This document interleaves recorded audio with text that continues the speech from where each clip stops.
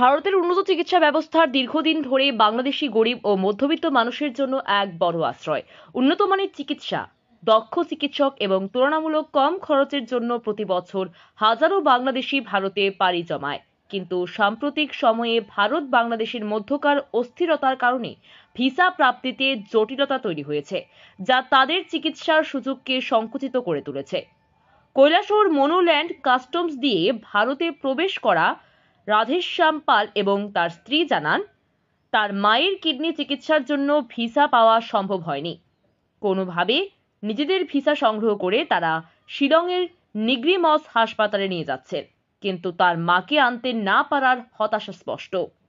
আগে যেখানে ভিসা পেতে 1200 থেকে 1300 টাকা লাগতো, এখন এই প্রক্রিয়া সময় সাপেক্ষ ও ব্যয়বহুল হয়ে উঠেছে।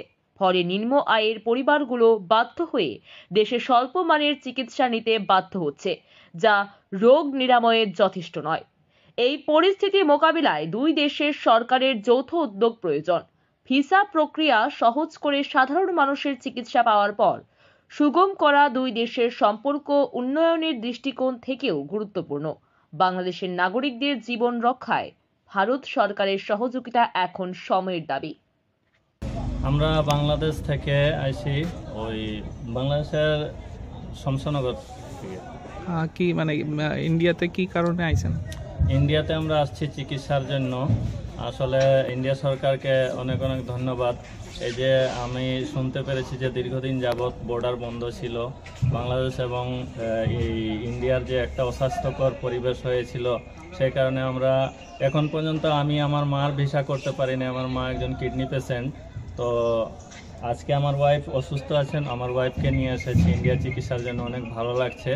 আর ইন্ডিয়া সরকারের কাছে আমার এটাই আকুল আবেদন যে আমাদের বাংলাদেশে যারা অনেক গরিব মানুষ রয়েছেন বা মধ্যবিত্ত রয়েছেন, চিকিৎসার জন্য ইন্ডিয়াতে আসেন, ইন্ডিয়ার চিকিৎসা ব্যবস্থা ভালো, তো আমাদেরকে যেন ভিসা দেওয়া হয়। কারণ আমরা আগে এই যে ইন্ডিয়ার ভিসা পেয়েছি 1200-1300 টাকা দিয়ে ইন্ডিয়ার ভিসা পেয়েছি, মাদ্রাজ গিয়ে চিকিৎসা করিয়েছি, কিন্তু এখন চিকিৎসা করানোটা আমাদের অনেক টাফ হয়ে গেছে। তো ইন্ডিয়া সরকার এবং বাংলাদেশ সরকারের কাছে এটাই আকুল আবেদন যে উভয় সরকার যেন সমন্বয় করে আমাদেরকে ভিসার ব্যবস্থা করে দেন। মেডিকেল ভিসা হোক, ট্যুরিস্ট ভিসা হোক, যাতে বাংলাদেশ ইন্ডিয়ার একটা সুসম্পর্ক থাকে চিরদিন। এই কথাই আমি বলতে চাই আর কি। কি নাম আপনার? আমার নাম হচ্ছে রাধেশ্যাম পাল।